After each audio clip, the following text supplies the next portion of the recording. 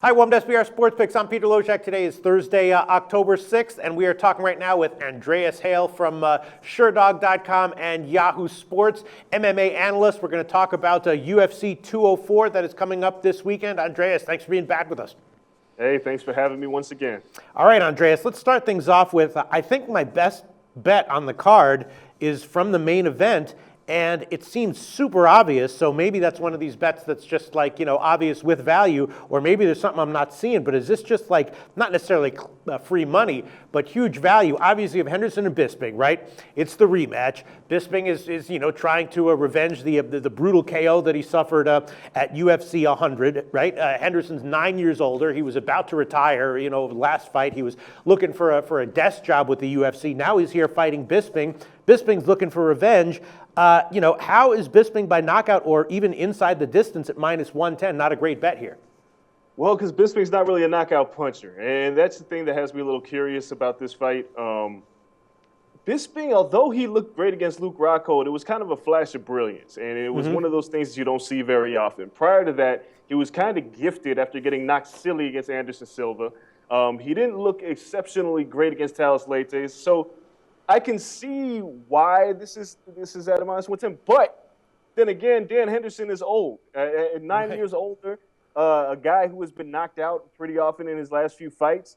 I see the value there, but I understand why the line is the way that it is. This is a very intriguing fight on a number of levels. Yeah, I mean, obviously in the last fight, Bisping was a big underdog. He wasn't given a chance to win. There was no pressure on him. Then he came in and did what he did. Now the roles are completely reversed. So if you want to say that there's pressure on one of these guys, it's definitely on Bisping because he's the big favorite here. He's the one who has to prove himself to get the revenge that he's looking for. I don't think I would take it by knockout at plus 110, but just inside the distance. I mean, it's a 5-round fight. Bisping inside the distance at just minus 110. You see this one going 5 rounds. I mean, like you said, Henderson, 46 years old. Is his stamina really? I mean, at some point it has to go down. What do you think? Do you think that it could go 5 rounds? If Bisping is the winner, it'll go 5 rounds. If Dan Henderson's going to win, it absolutely will not go 5 rounds. Dan Henderson has only finished his last few fights in the past few years by knockout. Anything that's gone to the decision, he's lost. Right. The gas tank is in question. Bisping has always had pretty good conditioning, so he could potentially wear him down and win and stop him by TKO, Michael Bisping, that is. Right. But if you're leaning towards Dan Henderson, the only way that you can lean towards him is by knockout. If you choose it by decision, that's just being silly. Right, so maybe you could do like a hedge with like Bisping to win at minus 235 and then Henderson by knockout, which of course would be a higher dog line than that. All right, well, let's move on to then the next fight, Mousasi and Vitor Belfort. And this is a sort of a similar situation. Obviously, after Belfort couldn't take the juice anymore, he experienced a severe decline. Mousasi is minus 335 as a favorite just to win, so that might be a little bit of a steep price. But what about, again, Mousasi by KO inside the distance? I mean, obviously Mousasi appears on paper at least to be to be younger, to just have the edge everywhere here. Mousasi inside the distance is minus 195, which is kind of a big line, but if he has that much of an edge, maybe it is worth a bet. What do you think? It's a tough one. With Mousasi, you look at his last few fights, he did get knocked out by Uriah Hall, beating Thiago Santos. That's not a big deal. Just people are looking at the fact that when Vitor Belfort doesn't fight in Brazil, he's a completely different fighter. Right. I have a hard time seeing Gegard as such a huge favorite, though, and I would like to take a flyer on Vitor Belfort because he still has fast hands, and the guys that he's lost to in the UFC have only been top-shelf competition. John Jones, Anderson Silva. I mean, you're looking at a guy who only loses to the best, Chris Weidman. Right. So a fight with Gegard Mousasi, I'm looking at taking a flyer on Vitor Belfort. I think he has a very good shot at winning this. I think the line is too steep on Gegard. Yeah, it's tough because such a big favorite line. But don't you think also, I mean, in my opinion, Mousasi is a little bit underrated, a little bit undervalued. I mean, against elite competition, he looks good. He's never really looked bad. I mean, maybe you wouldn't put him in the top tier of competition, but I would definitely put him in the tier of fighters who look good against the top tier of competition, right? Yeah, I mean, Gegard, I think, has always been severely underrated. His loss to Uriah Hall was kind of a flash knockout. He didn't see that knee coming. And he's always been good, going back to his Strikeforce days. People always thought he would be champion one day. So I think he's of the elite. I just, at that minus, what was it, 300? Yeah, minus 335. That's a huge line against somebody loses the top shelf competition. I'd steer clear of Bain and Gegard because it's just not enough value there. It's a risk. And then one other bet that I'm thinking about, OVP and Jimmy Manua.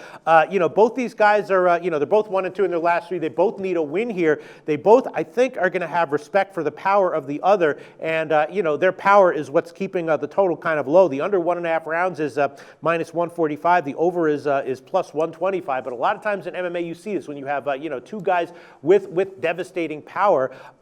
Each of the fighters respects the power of the other, and you get a low total, and it actually goes over for that reason. What do you think about over 1.5 rounds at plus 125 in OVP and Jimmy Manua?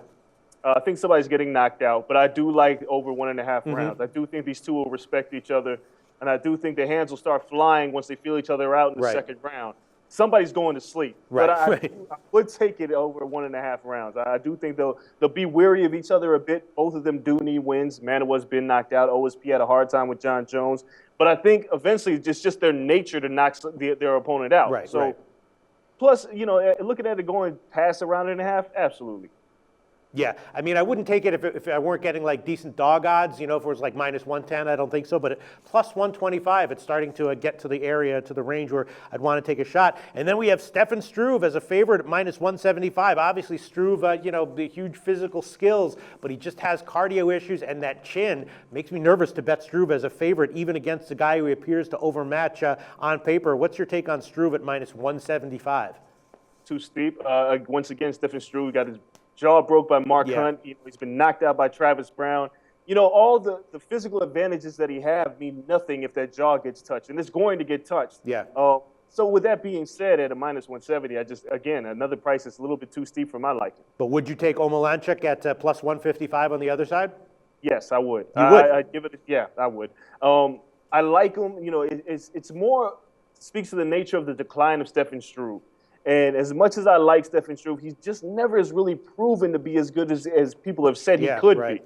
So there's a chance here that he could get knocked out. I think he's going to win the fight, but for those odds, just give me the other guy. Yeah, Struve is the kind of guy who I like to take maybe when he's being overlooked a little bit as a big dog, but as a favorite, it just makes me nervous. And then we have the huge prospect, Bektik, at minus 750. I don't know. I certainly don't want to bet against him, but this guy, Russell Doan, not a pushover, probably tougher than Allen, the guy who he replaced. It's one of these, short notice fights, which can always be very tricky. We have seen these short notice underdogs pull off upsets in the past. So, there's no way I'm betting against Bektik, but I don't think I'd bet on him here at minus 750. You have anything about that one? No, I wouldn't bet on him either. That's insane. And this is MMA where one punch can change anybody's night. And we just saw it with Bisping and Rockhold on short notice. Nobody gave Bisping a shot. Russell Doan is a guy who's lost his last 3 fights, but does that mean that he can't connect with one big shot and change everything? It doesn't change a thing. So, yeah, I'm staying far, far, far away from that fight. Right. All right. I'll give a couple. I'll give some picks. I'll give a selection of picks, that I think all have value. Although, you've made a good case for why none of them are necessarily great bets. I will take Bisping inside the distance, minus 110. Mousasi inside the distance at minus 195, and OVP and Jimmy Manua over 1.5 rounds at plus 125. What bets would you like here, Andreas Hale? What would be your best bet be? You know what, Pete, I'm going to agree with you. I mean, even though I've given you all the counters and devil's advocates and everything that you've mentioned is not a bad bet. Right. The only thing I would look at here is I would take Dan Henderson by knockout. It could happen. Bisping has been flatlined before. It could happen again. Henderson's got those hands. I'm not picking him to win, but I would like to take a flyer on that knockout. Right. It might be a good hedge against anything else that you do with Bisping. So what would your best bet be of the entire main card of UFC 204 if I had to pin you down on one bet? Whew, if you had to pin me down on one bet. Tough one, huh? Yeah, it's tough. What about Danny O as an underdog? Would that be it? My best bet would probably be Vitor Belfort. I like the numbers there. And again, like I've mentioned, Vitor has only lost the top shelf competition. I don't think it's going to happen, but there's value there if he can take the victory. And it's very possible. So it's all tough. So I would look at that fight. Plus 275 is the current line that I saw at 5 dimes. That's enough for you to take? That's enough for me to take. All right. Andreas Hale from SureDog.com and Yahoo Sports. Thanks so much. As always, talk to you again very soon. Do your research before you bet. Check out our ratings guide to see which books have the best ratings and sign-up bonuses. Open up several accounts. Shop for lines at SBRodds.com. Always be ahead of the game.